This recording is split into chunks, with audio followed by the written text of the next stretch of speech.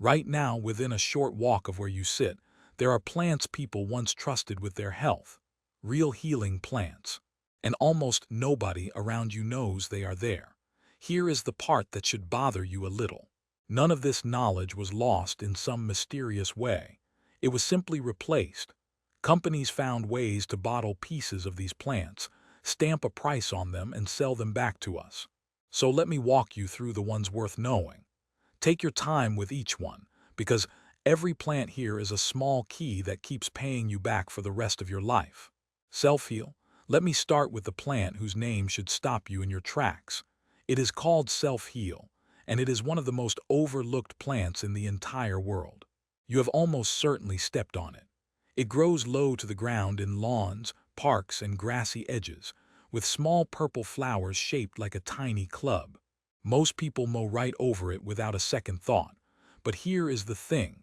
Our ancestors did not call it self-heal by accident. They also called it heal, all in carpenter's herb, because workers reached for it when a tool slipped and opened a cut. They would crush the leaves and press them onto the wound. What makes this plant special is how much it does from such a small package. For generations, it was trusted to help close minor cuts, calm sore throats, and soothe irritated skin. It asks for nothing. It spreads on its own, returns on its own, and survives being walked on and cut down again and again. That toughness is exactly why it was so loved. A plant that heals you and refuses to die is a plant worth keeping. Now think about why this matters over time. Most people pay for a small tube of cream, use it once or twice for a scrape, and let the rest dry out in a drawer. Self-heal is the opposite. Once you can recognize it, you have a living supply that comes back free, year after year, with no effort from you. You are not buying a product. The old tales say his soldiers carried it onto the battlefield to pack into wounds and slow the bleeding. That is not a small detail. People trusted this exact plant with their lives during the worst moments imaginable. They did not have time for anything that did not work. You can spot yarrow by its flat clusters of tiny white flowers, and its soft, feathery leaves that look almost like little feathers stacked along a stem. It grows along roadsides, in fields, and in dry, sunny spots where other plants give up. Country people had many names for it, including soldier's woundwort and the nosebleed plant, because pressing the leaves into the nose was a trick passed down for stopping a stubborn bleed. That kind of name does not survive for hundreds of years unless the plant earned it. Here is why most people overlook it. Yarrow looks like a plain weed from a distance. The white flowers blend into every other roadside plant, so the eye skips right over it. But once you know the feathery leaf, you cannot unsee it, and you start noticing it everywhere. That is the moment your world quietly gets richer, because a plant that was invisible to you yesterday is now a tool you carry for free. Think about the long game here. A first aid kit costs money, runs out, and sits in a cabinet until the expiry date passes. Yarrow does not expire and never sends you a bill. It grows back stronger each season and spreads into new patches on its own. The person who knows yarrow is calmer in a small emergency because they are not helpless and they are not dependent. That calm is worth more than the plant itself. You are not just learning a herb. You are buying back a little of the self-reliance that most people traded away without noticing. Plantain. This next one is the plant you have walked past more than any other, and I mean that literally. It is called plantain, and no, it is not the banana you are picturing. This plantain is a low, leafy plant with wide oval leaves and tall, thin seed spikes, and it grows in the toughest, most beaten-down places you can imagine. Cracks in the sidewalk, the edge of a path, hard-packed dirt where nothing else wants to live. It actually prefers the ground that people stomp on all day. Our ancestors had a powerful name for it.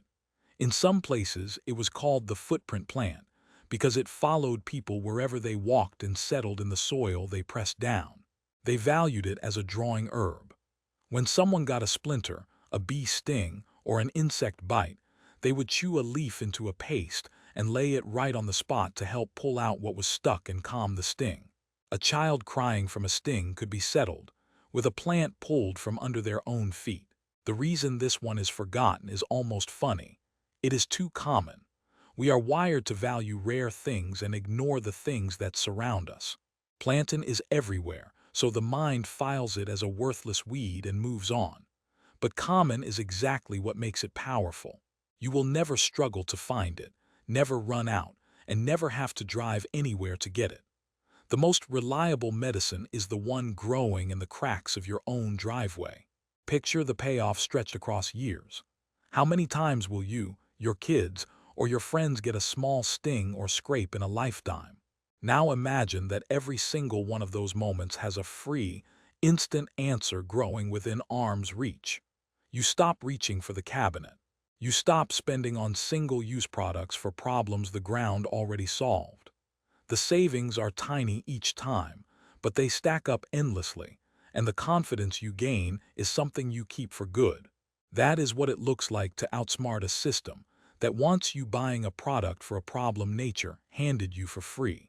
Mullein, now look up instead of down, because this next plant grows tall enough to stand above the rest. It is called mullein, and it is hard to miss once you know it. In its first year, it forms a low rosette of large, soft, fuzzy leaves that feel almost like felt.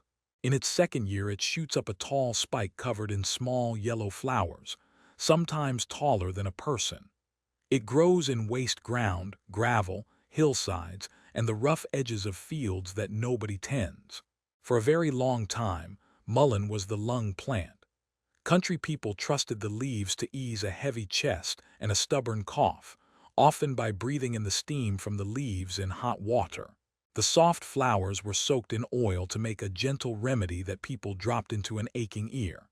This plant had real jobs, and people kept it close for the seasons when coughs spread through a household, and there was no doctor for miles. There is a wonderful detail that shows how clever our ancestors were. They dipped the tall, dried flower stalks in fat or tallow and lit them as torches. One name for mullein is the hag's taper, because it lit the way at night. So this was a plant that could ease your lungs and light your path. That is the kind of double value that built whole households around a single plant. Most people overlook mullein because it looks like an oversized weed taking over an empty lot. They see a tall, scraggly stalk and assume it is junk. But that tall stalk is a flag, and once you learn to read it, you have spotted a perennial supply that returns and reseeds itself with zero help from you. Think about what a chest comes down to for most families. A run to the store, money spent, a bottle half used and forgotten. Mullein replaces that loop with a plant you harvest, dry, and store for free. You build a small stock once, and the field refills your supply on its own. You are trading a recurring cost for a one-time skill, and that trade pays you back every single time someone in your home gets a cough. Cleavers, this next plant is one that children already know, even if the adults forgot. It is called cleavers, and it is the sticky one. If you have ever had a thin, scrambling plant cling to your sleeve or your sock on a walk, that was almost certainly cleavers. Kids stick it on each other's backs like a joke and call it sticky weed or goosegrass. It climbs over hedges and fences using tiny hooks all along its stems, grabbing onto everything it touches. Here is what almost nobody remembers. That clingy little weed was once treasured as a cleansing herb for the body's quiet drainage system. People soaked it in cool water overnight and drank it as a gentle tonic to help the body flush and refresh itself.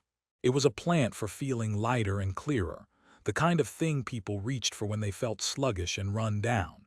It was simple, soft, and trusted, which is exactly why it lasted so long in folk use. The reason it slipped out of memory is that it became a children's toy instead of a respected plant. Once something becomes a joke, people stop taking it seriously. But that is your opening.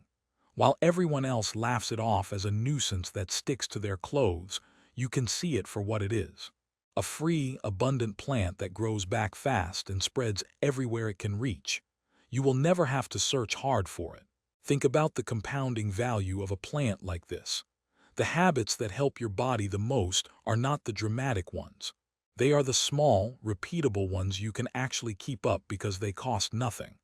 A tonic you have to buy is a tonic you will eventually quit because the price nags at you. A tonic growing wild on the path you already walk is a habit that can last for decades. The cheapest healthy habit is the one most likely to stick, and Cleaver's is about as cheap and as available as it gets.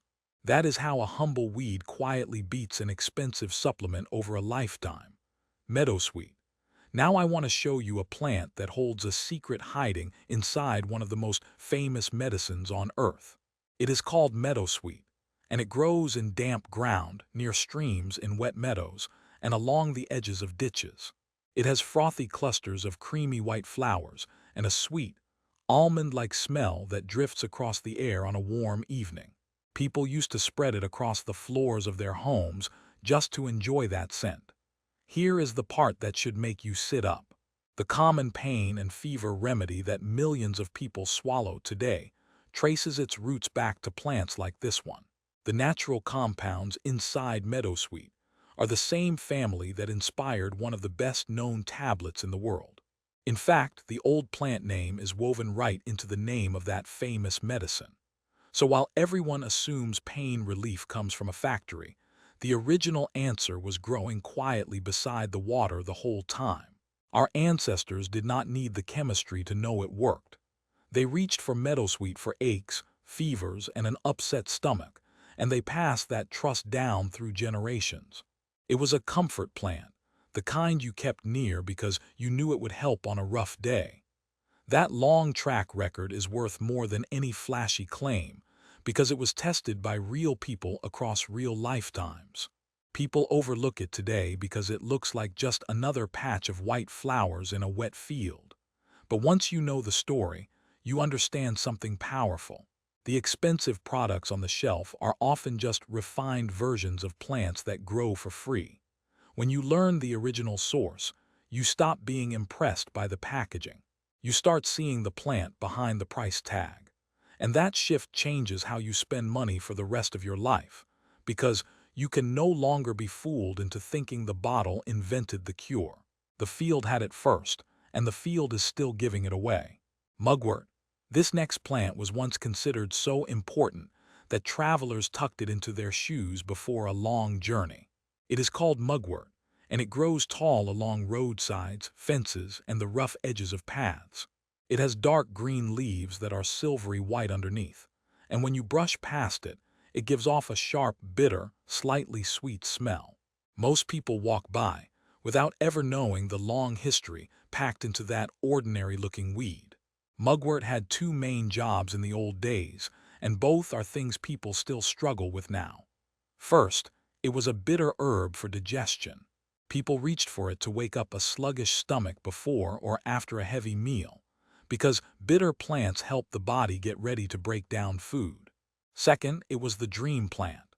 Folk tradition trusted it to bring deeper, more vivid dreams and more restful sleep, and people hung it near their beds and over their doors for that reason. Why did this one fade away? Because it does not look special and it does not taste sweet. We have been trained to want flavors that please us instantly, and mugwort is bitter on purpose. That bitterness is the whole point, but it is also why most people reject it and forget it. Here is the quiet truth, though. The bitter plants that fell out of fashion are exactly the ones the modern stomach is missing, because our food has been stripped of bitterness almost entirely. Think about what that means over years. Most people spend money chasing better sleep and better digestion separately, with one product for the gut and another for the night. Mugwort sits in the overlap, free, and returns on its own every season. You learn one plant, and you cover two of the most common daily complaints there are. That is leverage. The smartest moves are the ones that solve more than one problem at once, and a single roadside plant that helps both your meals and your rest is exactly that kind of move. Elder, if you only learned one plant family from this entire video, this might be the one to choose. It is called elder, and country people had a saying for it. They called it the medicine chest of the countryside, because a single bush could take care of so many needs that no other plant could match it. Elder grows as a large shrub or small tree in hedgerows, woodland edges, and untended corners, and it grows fast, which means it gives back quickly. Elder offers two gifts in two parts of the year. The flat, creamy clusters of flowers were trusted to help the body. Think about the lesson buried in this one, because it is bigger than a single plant. Most people make decisions based on what looks obvious instead of what is actually true, and that habit costs them constantly. Learning goldenrod teaches you to question the obvious answer and look for the quiet culprit hiding behind it. That single mental habit will save you money and trouble in 100 situations that have nothing to do with plants. And as a bonus, goldenrod blooms late, feeds the bees when little else does, and returns brighter every year for free. A plant that clears your thinking and supports your body at the same time is a rare find. Comfrey, this next plant carries a name so honest it tells you exactly what it does. Country people called it nitbone, and they did not choose that word lightly. It is called comfrey, and it grows tall and broad with large, rough, hairy leaves and small bell-shaped flowers in soft purple, pink, or cream.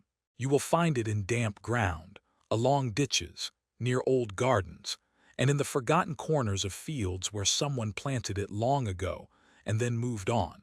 It is a strong, hardy plant that spreads with real force once it takes hold. The reason it was called nitbone goes straight to the heart of why it was treasured. For a very long time, people trusted comfrey on the outside of the body to help bruises, sprains, and slow-healing skin pull together faster. They would mash the leaves into a poultice and wrap it over the sore spot. It was the plant you reached for when a body had taken a knock and needed help mending. That is a serious job, and the name nitbone survived for centuries because the plant kept earning it. Now here is the warning that proves you are learning this the right way. Comfrey is a plant for the outside of the body, not the inside.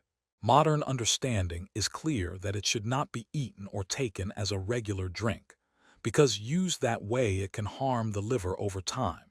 This is exactly the kind of line that separates real knowledge from careless guessing. The people who get hurt are the ones who hear half a story and skip the warning. You are getting the full story, and the full story keeps you safe. So why is this powerful plant overlooked today? Partly because it looks like an oversized, scruffy weed, and partly because the simple skill of making a poultice has almost vanished from everyday life. Most people have no idea you can wrap a plant over a bruise and help it heal. But that lost skill is your gain. Comfrey grows back with such strength that one patch can supply you for many years, and it asks for nothing in return. Think about the long-term value of a plant like this.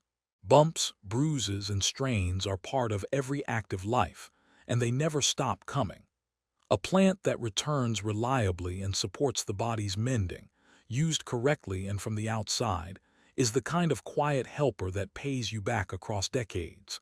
You learn it once, you respect its limits, and the same patch keeps serving you long after the cost of any store-bought cream would have added up many times over. That is the deal forgotten knowledge keeps offering you, again and again. Wood betony. Let me close the list with a plant that was once so respected it had its own famous saying. It is called wood betony, and in old times people declared that you should sell your coat and buy betony, which is about as strong a recommendation as a plant can get. It grows in grassy edges, open woods, and the borders of old paths, with a spike of small reddish-purple flowers rising above neat, scalloped leaves. Today almost no one knows its name. Back then, almost no household was without it. Wood betony earned its fame in two areas people still battle constantly. It was the headache plant and the nerve plant. For centuries people trusted it to ease a pounding head and to steady frayed, anxious nerves, the kind of low, gnawing tension that wears a person down over time. The monks who kept the old medicine gardens grew it on purpose and wrote about it again and again, which tells you it was not a fringe belief. It was front line, everyday medicine for the mind and the head. So why did it vanish so completely?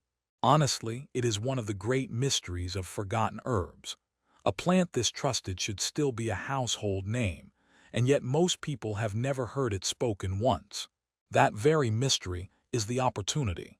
While the loud, famous plants get picked over and crowded, Wood Betony sits quietly at the edge of the path, holding a reputation that took hundreds of years to build, and almost nobody is claiming it. Here is the long view, and it might be the most important one on this list. Headaches and frayed nerves are not rare events. For many people, they are a daily tax on their energy, their mood, and their patience. A plant that gentle generations of people leaned on for both is not a small thing. It is the kind of quiet, repeatable support that adds up over a lifetime, far more than any single dramatic fix. The plant that history almost erased may be the one that gives you the steadiest return of all, precisely because the problems it addresses never really go away. So now you have them. 12 plants that were trusted for generations, that still grow wild and free, and that almost everyone around you walks past without a clue. Here is the truth you need to carry out of this video. You are not going to learn all 12 at once, and you should not try. That is how people get overwhelmed and end up learning none of them. Instead, do the thing that quietly separates the people who change their lives from the people who just watch videos about it. Pick just two from this list that spoke to you the most. Maybe self-heal because it hides in your own lawn, or elder because one bush can guard your whole family, or nettle because you are tired of paying for nourishment that grows for free. Choose your two and make a simple promise to yourself.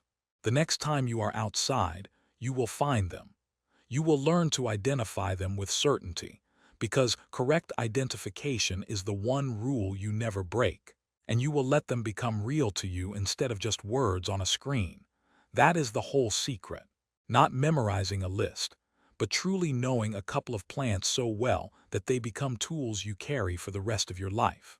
One plant learned properly can quietly save you money, steady your health, and hand you back a piece of the self-reliance that most people gave away without ever noticing it was gone. You do not need all of it. You just need to start with two